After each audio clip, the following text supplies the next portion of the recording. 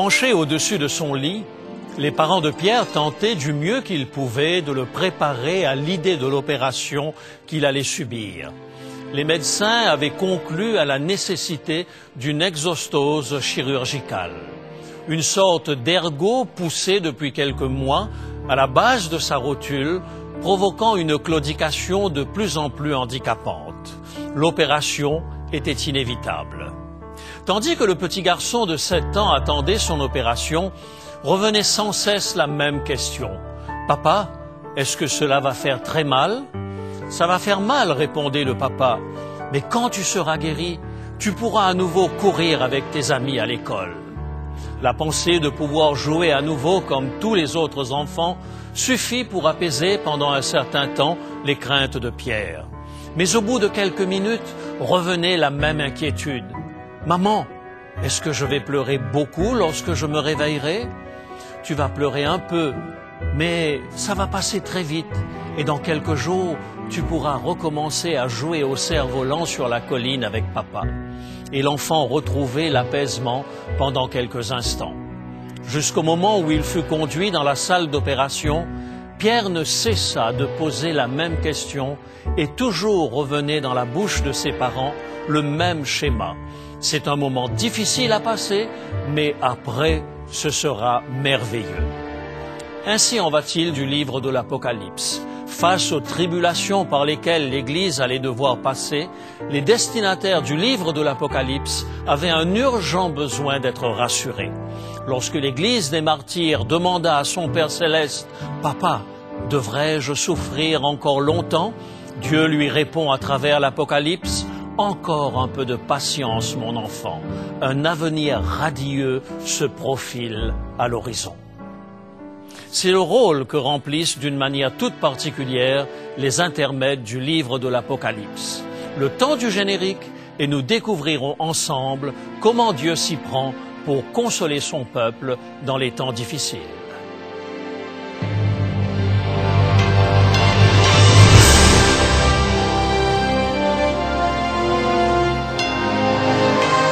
Elle a résisté à l'épreuve du temps. La Bible, le livre de la révélation, est toujours d'actualité dans le monde complexe d'aujourd'hui. Voici, il est écrit. C'est un message de foi et d'espérance que vous présente maintenant José Élisée.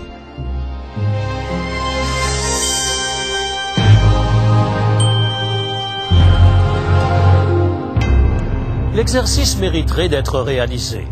Diviser l'Apocalypse en 2 volumes distincts.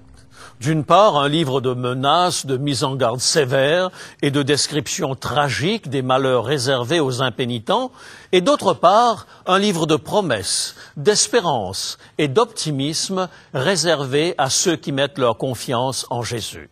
Selon que vous vous trouvez dans l'une ou l'autre de ces catégories, votre lecture de l'Apocalypse prendra alors des allures de film d'horreur ou de chemin parsemé de fleurs. En effet, chacune des tragédies annoncées par l'Apocalypse est encadrée par des intermèdes qui parlent d'espérance. Ce sont eux qui nous font découvrir la splendeur de l'espérance en Jésus-Christ et le vrai sens du livre, la révélation de Jésus-Christ. Un nombre impressionnant d'intermèdes et de béatitudes émaille ce livre. Nous n'en comptons pas moins de 14, totalisant 83 versets. Remarquable, 83 versets sur les 404 que compte le livre de l'Apocalypse. Un 5e du livre qui nous éloigne de l'Apocalypse des catastrophes et nous introduit dans la révélation de l'espérance. Le premier intermède contient une béatitude et présente le personnage central du livre, Jésus-Christ. Apocalypse, chapitre 1er et le verset 3. Heureux celui qui lit et ceux qui entendent les paroles de la prophétie et qui gardent les choses qui y sont écrites, car le temps est proche. Pour comprendre combien ces intermèdes sont significatifs aux yeux de l'Église des apôtres et des martyrs, remettons-nous dans le contexte de l'époque. Les chrétiens sont persécutés par Rome. La plupart d'entre eux ont perdu leur liberté, leurs biens et leur famille. Ils sont en prison, attendant la peine capitale, pour un délit unique, celui d'avoir refusé de plier le genou devant César. Les sympathisants avaient beau dire à ces chrétiens « Accomplissez seulement ce geste, pliez le genou devant César, quitte à penser mentalement à Jésus-Christ ». Rien n'y faisait. Ils étaient d'une intégrité et d'une loyauté sans partage à leur Sauveur. Or, le temps passe et la promesse du retour de leur Seigneur tarde à se réaliser. Ils sont en droit de se demander s'ils ont misé sur le bon cheval. Et voilà que leur parvient la lettre de Jean. Ils y lisent une description sublime de Jésus. La majesté de Jésus-Christ, intronisé dans le ciel, dépasse de la tête et des épaules César lui-même, celui qui se déclare Dieu sur terre. Jésus est le commencement et la fin. Il est le ressuscité. Il est le roi des rois et le Seigneur des seigneurs. Il a vaincu la mort et le séjour des morts. Que faut-il de plus pour reprendre courage? Le livre de l'Apocalypse comble leurs attentes et leurs désirs, car du fond de l'adversité, ce livre leur parle de la seigneurie incomparable de Jésus. C'est donc à cela que vont servir les 14 intermèdes qui émaillent le livre de l'Apocalypse. Raviver l'espérance de l'Église persécutée et à travers elle, l'espérance de chaque chrétien à travers l'histoire. Mais il y a une seconde nécessité à ces intermèdes. Souvenons-nous que ces chrétiens ont renoncé à tout pour suivre Jésus. Or, faisant écho à la prophétie de l'apôtre Paul dans sa 2e épître aux Thessaloniciens, Jean a une très mauvaise nouvelle à leur annoncer. L'Église pour laquelle ils ont tout sacrifié ne demeurera pas toujours fidèle à Jésus. Pouvez-vous imaginer l'impact d'une telle révélation? Viendra une époque d'apostasie, décrit Jean, où l'Église représentée par la femme pure et sans tache va pactiser avec le dragon. Avons-nous donc tous sacrifié en vain? Pouvait-il se demander? Paradoxalement, c'est dans ce même livre qui, dans notre langage, est synonyme de catastrophe, l'Apocalypse, qu'ils puiseront l'espérance et l'assurance de la victoire finale de l'Église de Jésus-Christ. Les intermèdes sont là pour leur rappeler leur destination finale. Même si l'Église passe par l'apostasie, même si de persécutée, elle devient persécutrice, viendra un moment de réveil et de réforme qui précédera le retour en gloire de Jésus et la récompense des élus. Régulièrement, Jean va rappeler cette constante afin que les premiers chrétiens ne perdent pas courage.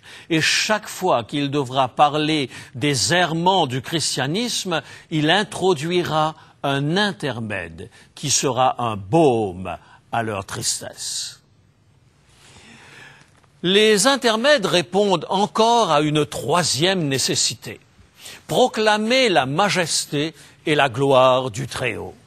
Dans cette perspective, 2 intermèdes sont à part dans le livre de l'Apocalypse. Le premier se trouve au chapitre 4 et je vous invite à le découvrir avec moi.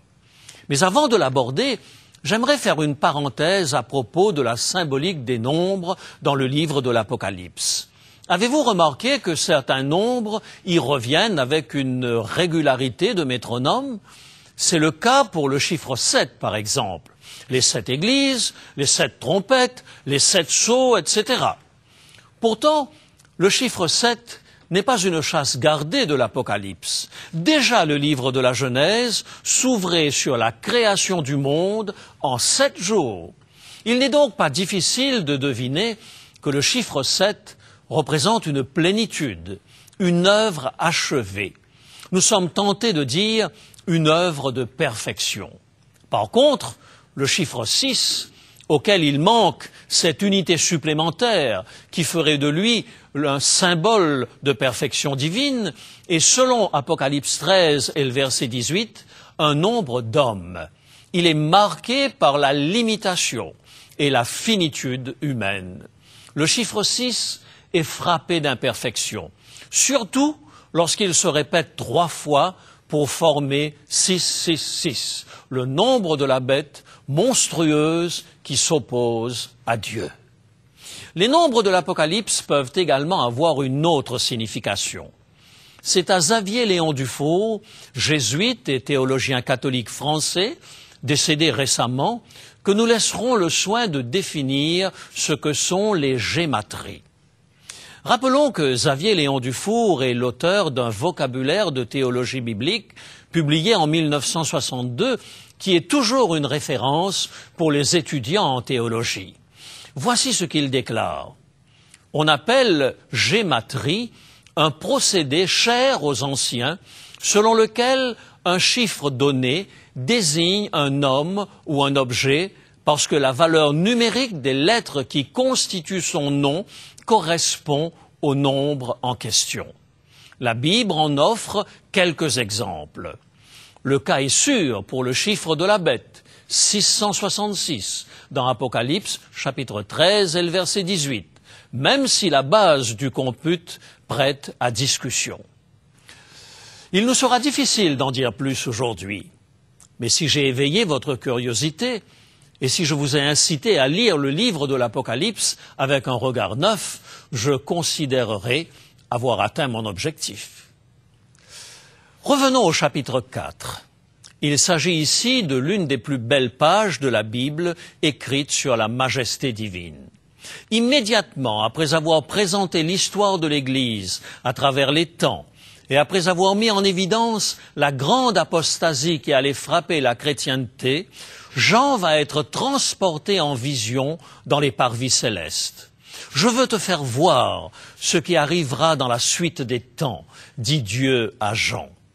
Ce que contemplent ses yeux dépasse en majesté et en splendeur tout ce qui existe sur terre. Toute la puissance financière de Rome ne saurait rivaliser avec le Tout-Puissant.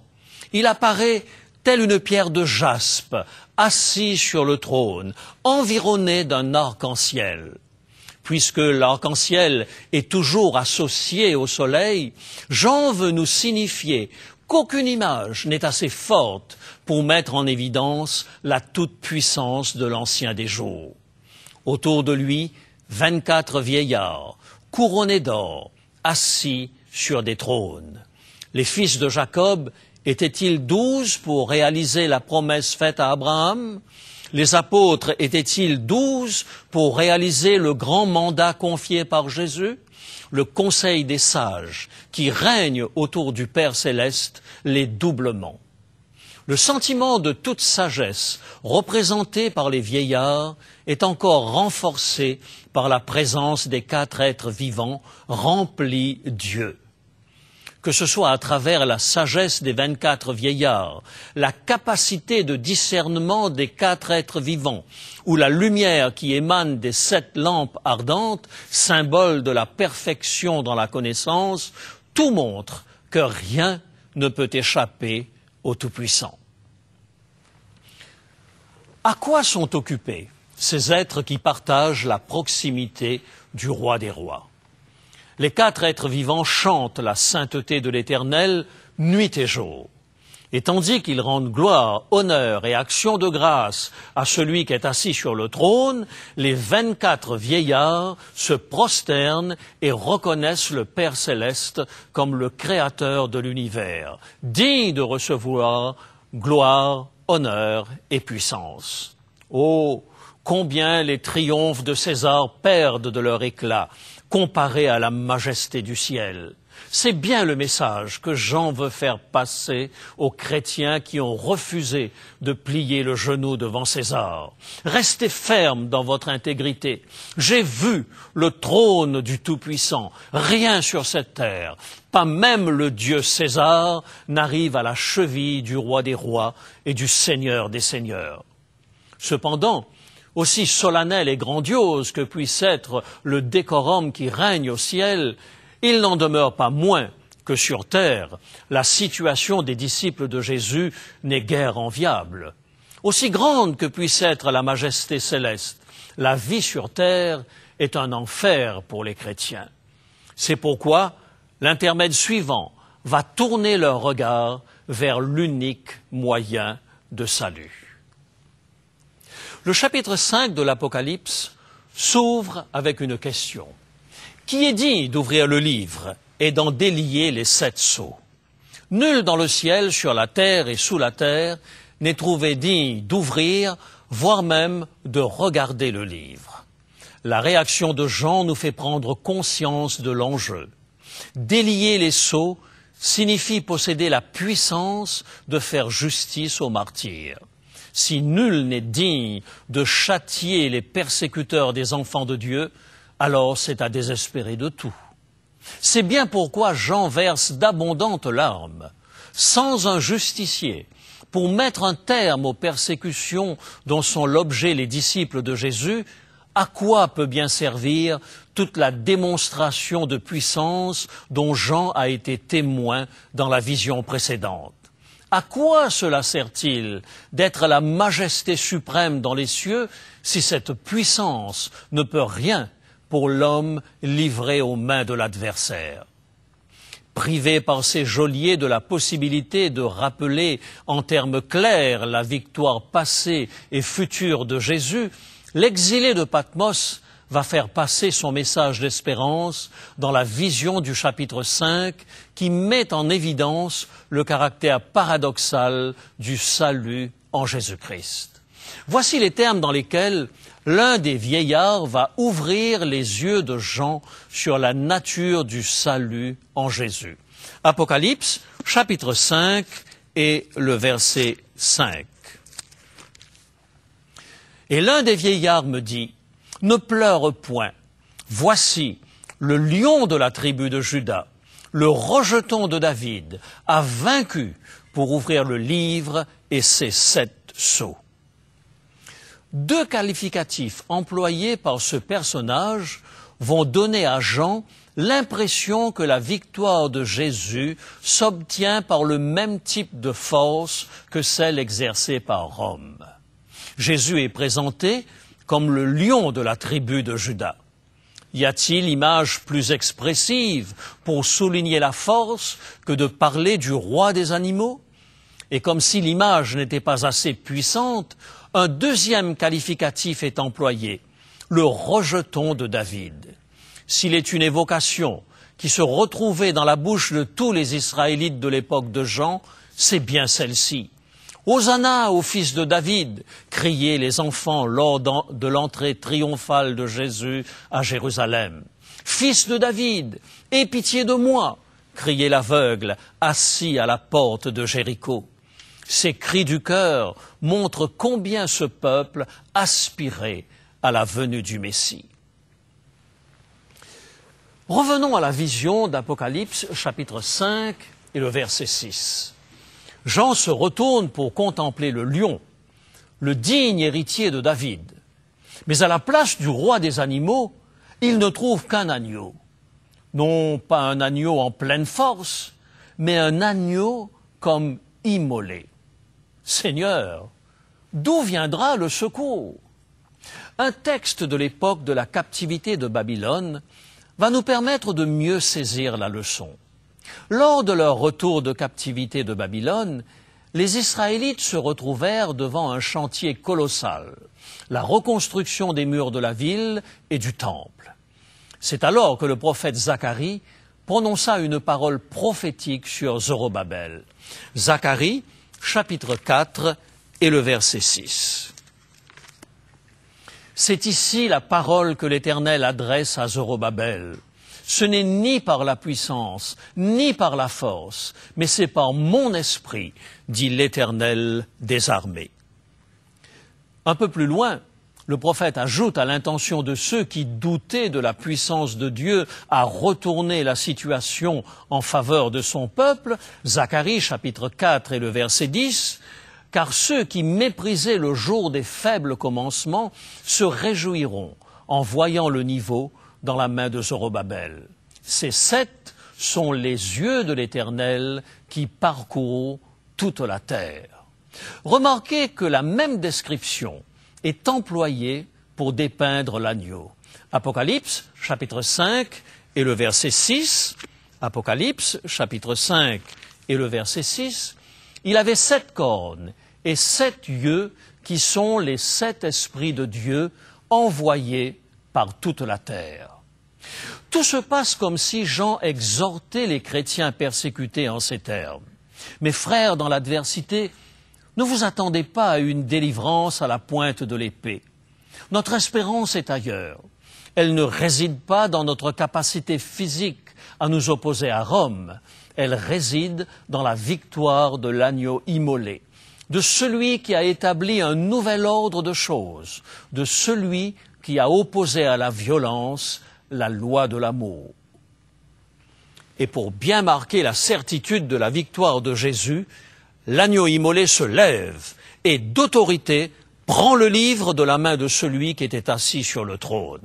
Apocalypse, chapitre 5, versets 8 à 10. Quand il eut pris le livre, les 4 êtres vivants et les 24 vieillards se prosternèrent devant l'agneau, tenant chacun une harpe et des coupes d'or remplies de parfums qui sont les prières des saints. Et ils chantaient un cantique nouveau en disant « Tu es digne de prendre le livre et d'en ouvrir les sceaux, car tu as été immolé et tu as racheté pour Dieu par ton sang des hommes de toute tribu, de toute langue, de tout peuple et de toute nation. Tu as fait d'eux un royaume et des sacrificateurs pour notre Dieu, et ils régneront sur la terre. » Alors ceux dont l'existence était tout entière consacrée à rendre gloire au Père éternel, les 4 êtres vivants et les 24 vieillards, se prosternèrent devant l'agneau. Oui, mes frères dans l'affliction, vous avez eu raison de mettre votre espoir dans le Christ crucifié, car c'est par sa mort qu'il s'est acquis la victoire sur le péché et sur la mort. C'est l'unique sauveur qui puisse assurer notre délivrance. Mes amis, le livre de l'Apocalypse est par excellence le livre de l'espérance. Passez-vous par des moments difficiles dans votre vie? Vous arrive-t-il de douter que Jésus puisse résoudre vos problèmes? La révélation donnée à Jean sur l'île de Patmos vous apporte la certitude de la victoire de Jésus et de sa capacité à prendre sur lui votre fardeau. Venez à lui, aujourd'hui même, tel que vous êtes. Celui qui a soutenu la foi des martyrs est vivant et il peut vous soutenir dans votre épreuve. Pourquoi ne pas vous abandonner à lui, maintenant même, tandis que nous prions? Notre bon et tendre Père céleste, qu'il est réconfortant de savoir que Jésus a remporté la victoire définitive sur le mal. Merci de faire de cette victoire une réalité dans ma vie. Je t'offre ma vie et je te demande de la rendre victorieuse en toi. C'est au nom de Jésus que je le demande. Amen.